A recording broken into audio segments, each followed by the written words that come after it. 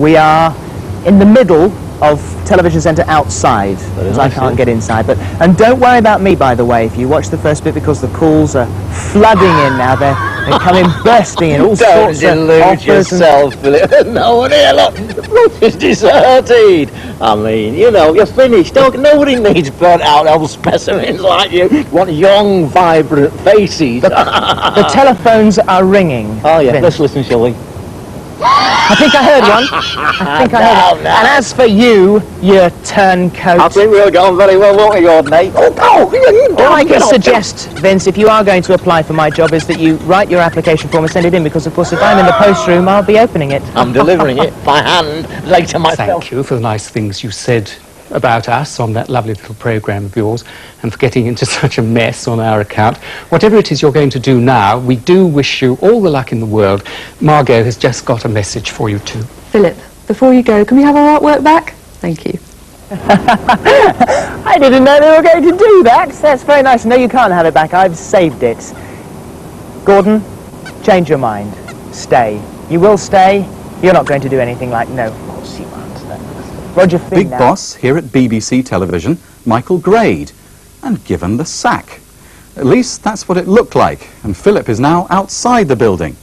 But is he really going? To find out, I'll say bye-bye and hand you over to the man himself. Philip, tell us the latest. Thank you very much indeed, Roger. Well, the latest is that the BBC has been flooded with phone calls. They've said don't go, and they have actually asked me to stay. I will be staying.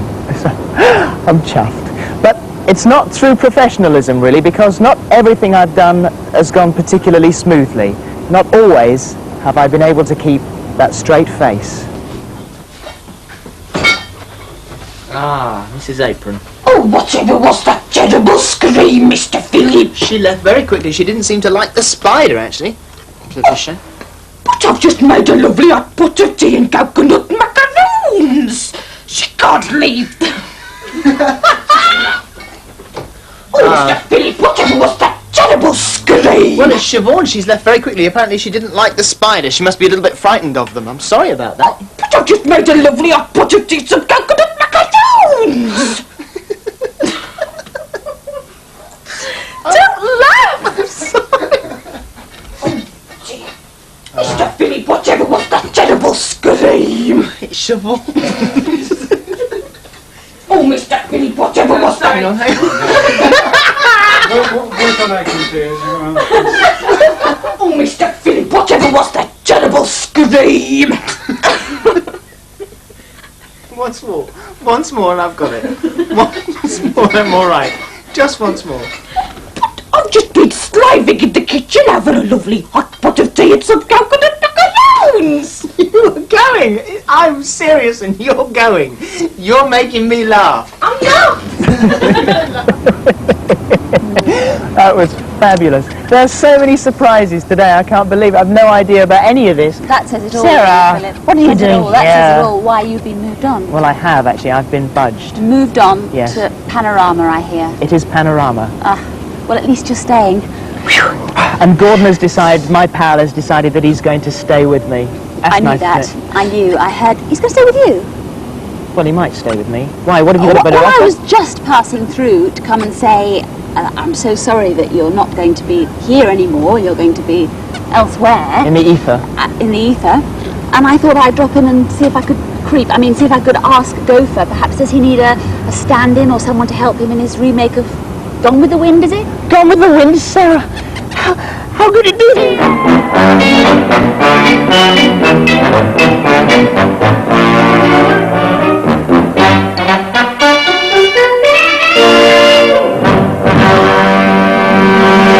And for the last time, Bien!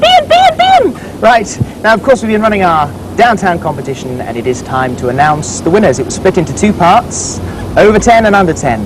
Under 10 you had to draw a picture, and the two winners, which we've drawn out of a massive sack.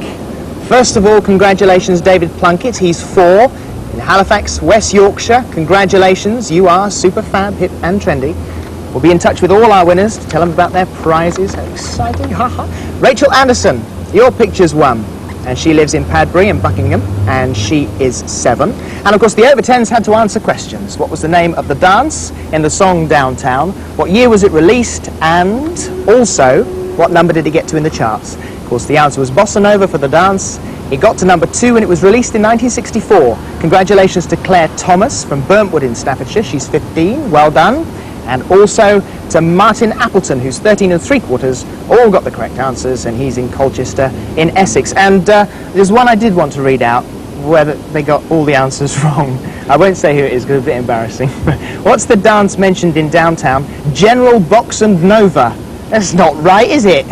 What was the highest number it got into the charts? It was number 1, which was wrong. And what year was it released? 1972. It was all completely wrong. You know who you are, but you got them wrong. But you did get a mention anyway.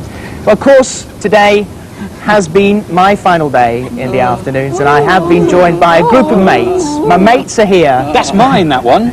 That's mine. Said that. You should have read it out. I remember buying the record. Do you really? 1965. And he remembers Thank you. dancing to it. I was born in 1960. What? Philip. Doreen's over there. This has been rushed through on the BBC Internal Mail. All right. I think it's something about you going or something. Of course, I know nothing about perhaps you any should of read all that. these things. Does it It say? came by bike.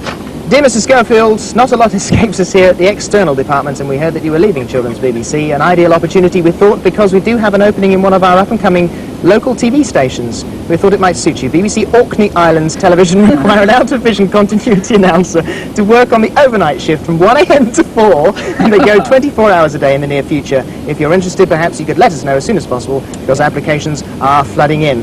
And it's come from You've Been Wound Up. External postings. Thank you. Well, yes, thank you very much for that. Roger, John, Helen, thank you very much indeed for the What was coverage. your job on Newsround? Yeah, Can is you that? use a computer? Oh, I'm not very good on a computer. But thank you for the coverage earlier on. It was touch and go for a moment when I was fired earlier on this afternoon, but we have been reinstated. Massive support. Well, BBC flooded with calls. I knew it would be. Yeah, I think both of them flooded in, didn't they? Both calls. Yes, 2 people. And Gordon will be staying as well. Is he going to be Doctor Who? He won't be Doctor Who, no, he won't be Doctor Who. He'll be himself, won't you, Gordon?